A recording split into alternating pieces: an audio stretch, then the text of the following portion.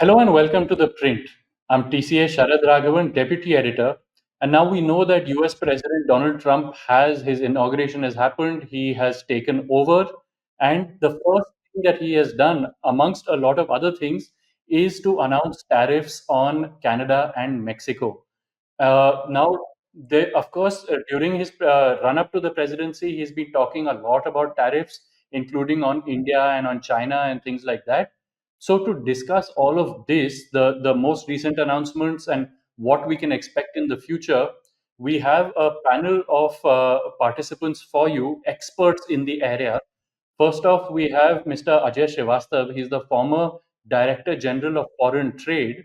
And we have with you Mr. Vimal Pruthi, who's the tax partner at EY India. So between the two of them, they can tell us about the trade issues as well as the taxation issues. So thank you, both of you, for joining us. Thank you, Sharad. Thank you. Thank you. Thank you. And okay, so Mr. Srivastava, let me start with you. Can we say that Trump now, in his second term, he's already walking the talk in terms of his tariff policies? Okay, we can say that. So two, three things we have to understand. First, tariff policy is not his new policy. He started tariff wars in 2018 by imposing tariffs on aluminum and steel, and now he is extending that. So today I was reading, basically yesterday after his swearing in, two types of announcements came from the US. First is about executive orders he has signed, Mr. Trump has signed, and second is the Make America America First trade policy. I was looking at what is there in these two. So in American trade policy is basically tariff driven. All through they want to look at tariff from different angles. Trade policy angle, trade deficit. If any country like India has trade surplus with US, then they want to look at this. Then they want to look at the anti-dumping tariffs, and they are talking about something very strange. They say they want to create external tariff services, something like the revenue services, something like that. So basically, they are fixated on tariffs. And before going ahead, we must understand along the way that tariffs have paid America well when he started the war in 2017, and then only we can say what will happen. So I'll stop here. Okay. So then, Mr. Pruthi, I mean, right now, right off the bat, as I mentioned in the beginning, he's imposed tariffs on Canada and Mexico. But does this mean that countries like India and China can rest easy, or should we be prepared for some tariffs coming up? So, Sharad, if we see the history, and history teaches us a lot. Republicans throughout, they have been pro-tariff. They like they were not in favor of, not in line with the free trade throughout the history. And yesterday, again, Mr. Trump in his inauguration speech, he referred to President McKinley that he made US great using the tariff and talent. So the same kind of like approach we can expect in the coming time also. As during their election rallies, he predominantly mentioned that they can levy duty on BRICS if BRICS thinks of de-dollarization, then they can levy duty on BRICS. So that challenge already he has posed in his election rallies. He also mentioned about tariff on Canada, tariff on Mexico, which he announced also. He also mentioned generally he can increase the tariff up to 10 to 15%, on especially on Chinese goods. He can increase tariff up to 60%. So China, India, we can't sit with comfort. But like yesterday's, like there was a expectation by a lot of companies, lot of countries, that from day one there could be tariff. But when I am looking at the approach, it's like they are analyzing. They are not upfront jumping on levying on duties. So they will consider relationship with India, even relationship with China. He has mentioned that his government officials, they should look that during the first term what was agreed with China, whether those kind of trade deficit is there or some recovery is there. So it's a deliberation approach is going. So India need to be alert. But considering especially the relationship of Indian Prime Minister and Trump, we can expect that things will not be so aggressive for India, but we need to keep a watch on that. Okay, that's actually an interesting point that there haven't been any knee-jerk tariffs on China and India this time around, and so they might be, especially with the creation of this Department of External Revenue, they might be taking a more considered approach. That's very very interesting. But Mr. Srivastav, if they do impose tariffs on China now, people are saying that it might not be as high as 60%, given that he just met the Chinese president, and it might be lower, but there'll still be high tariffs on China. So, what impact should India prepare for from these higher tariffs on China? I'll start with some background, if you permit.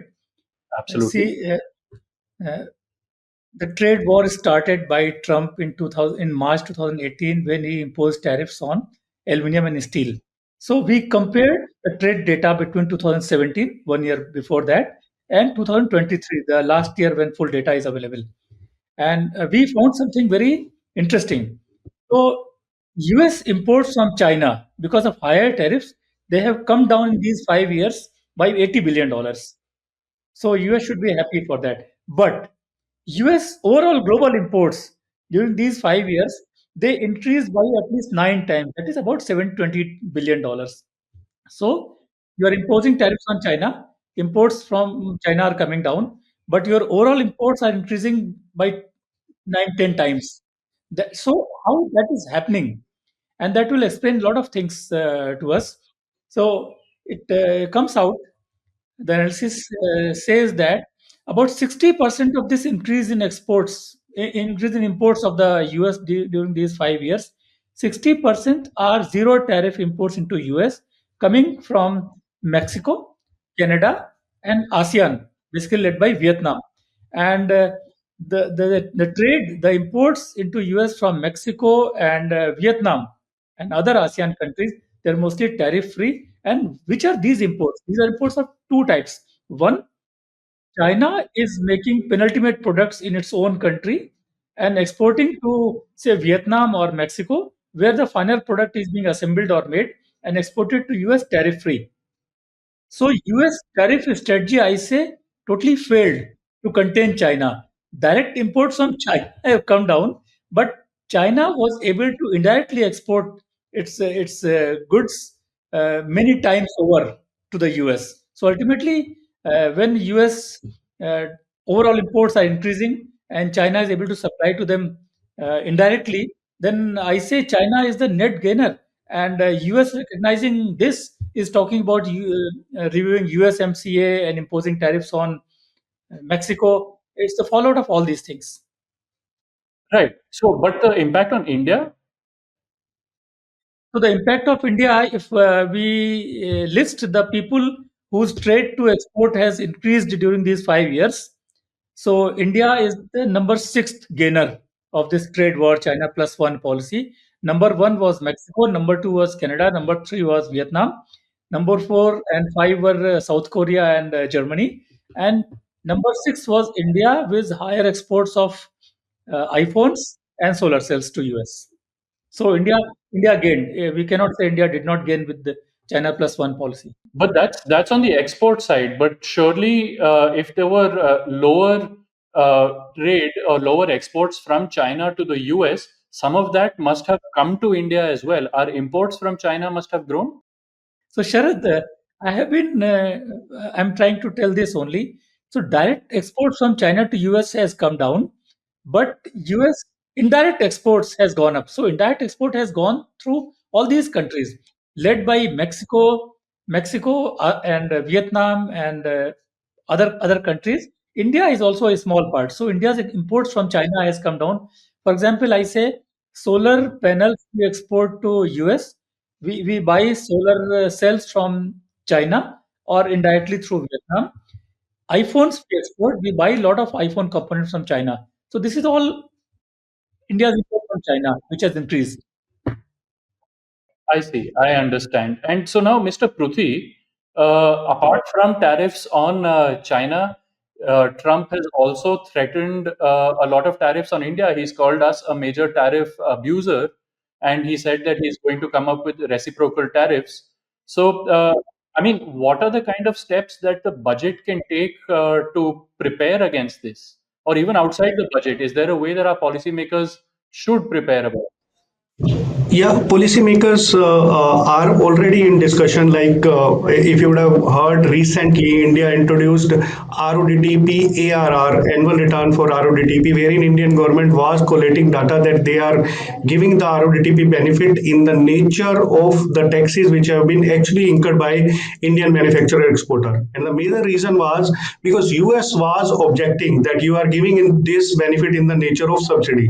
So Indian government has already started working, and they will start discussions. Like, if we take example, when Trump mentioned that he can introduce a tariff on BRICS countries, immediately our foreign minister, after the BRICS summit, wherein all the foreign ministers were there, he mentioned that they are not inclined towards this concept of BRICS currency, or they don't want to reduce the value of dollar. So India has already started in budget. Also, we can see wherein India will follow the policy of self-reliance India or Make in India. We can expect that some of the finished goods, the duty increase can be there, and on some of the products, the raw material parts, etc., the duty exemption can come in. So in the past, we have seen India starts with negotiation, but ultimately, as a sovereign country, when nothing happens. So in 2018, when US withdrew the GSP benefit, India levied duty. India also equal amount of duty benefit. They withdrew exemption notification, and on almonds and cereals, etc.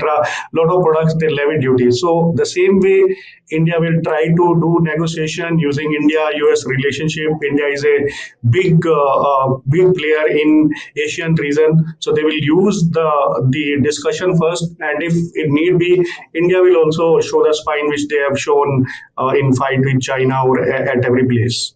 Right, but do you feel that there is any chance that we might, just because we have a friendly relationship with the US and with Mr. Trump, do you feel that we might give in a little bit and reduce our tariffs? No, as of now, we are not expecting that any special privilege to US will be given. The India follows the WTO principles, and gives similar benefit to all the exporting countries.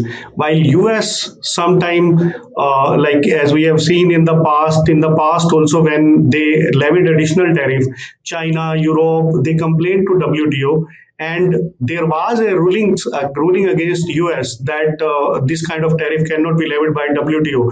But US, gave their submission that their security policy, any threat to their security cannot be decided by WTO panel. So they, ultimately, they being a sovereign country, they take their calls. But India typically follows the WTO principle, and we are not expecting India will give any special treatment to US in the near past or in this budget. Okay, so now Mr. Srivastav, Mr. Pruthi actually raised an important point, which is to do with the efficacy of the WTO. And Mr. Pruthi, I'll ask you also about this. But Mr. Srivastav, do you feel that the WTO is becoming a little bit of a defunct body with the US being such a giant economy and it's not really following WTO rules? I'll tend to agree with you, but two things are there. One is how much of the world trade is being conducted under the WTO rules. I say most of the world trade is under the WTO rules, but in case of any disputes like US raising tariffs which are totally in violation of the WTO rules, I don't have a mechanism available at the WTO to fight for those things. So WTO's arm, dispute settlement arm, which decides the case between two countries, that is non-functional now. But WTO's tariffs and most of the things, most of the global trade still runs on WTO rules only. So I agree with you that US is not following those rules wherever it suits it, but it has not exited from the WTO. And I don't have any hopes that in the near future they will follow also the rules, because I don't think they feel that rules are suiting. Then they need to increase the tariffs, which will be totally violating the WTO rules. Right. Okay. And Mr. Pruthi, do you agree?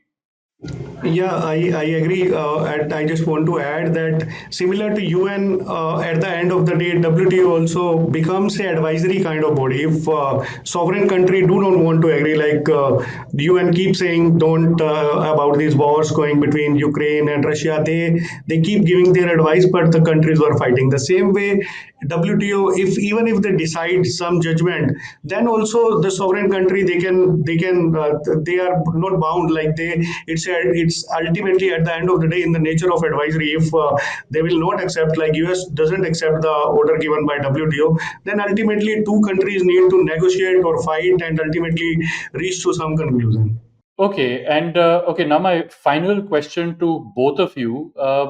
Now that we know that this is the new reality, Donald Trump has become president. He is intent on tariffs and imposing tariffs on major trading partners, especially the ones that the US runs a deficit with. What would you like to see in the budget? Uh, Not only to address the US tariffs, but also to boost Indian exports in general. So, Mr. Srivastava, I'll start with you. So two things we can do without bothering about what Mr. Trump is going to do, because he is unpredictable. He can do anything, and we should respond only when he does something. So, but for budget, for our own good, two things are there. One, we should review our customs tariff structure, not because of we are scared of Trump, but because earlier custom tariffs were high, 30%, 40%, 100%. It was a major source of revenue, but now custom tariff they account for 6.4% of the revenue. That's it.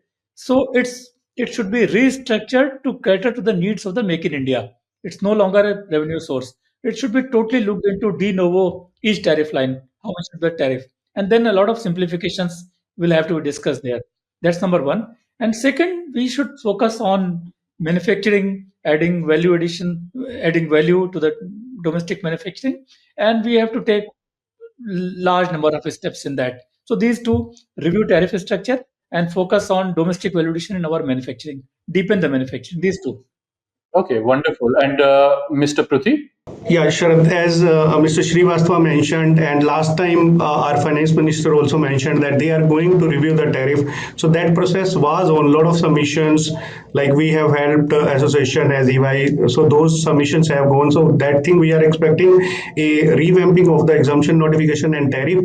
The second, this time Indian government again they are going to see in manufacturing also. Manufacturing also some is the old orthodox FMCG manufacturing, which can be done by any of the countries. So now Indian government is expected to incentivize the employment generation, high end technology, intermediate products, those like across the worlds are required, so that the manufacturing can serve to the needs of India and to the needs of world. So we can see some phased manufacturing plants in technological products, or some increase in the duty, like India has spent substantial amount on PLI schemes, production linked incentive scheme. Now the manufacturing in those units have started, so Indian government need to take care of those entities also. So therefore we can see increase in those products where the PLI scheme was granted few years back. Now the result have started coming. So on raw material lesser duty, on finished goods higher duty can be seen, so that the manufacture in India in real sense can be promoted. Okay, fantastic. But thank you both so much. This was very, very insightful, very helpful. There's, of course, still a lot of uncertainty. We don't know what Mr. Trump is going to do in the near future. Surely some tariffs will be coming. But thank you so much for your suggestions on how India can prepare. Thank you. Thank you, Sharad, for having me here. Thank you.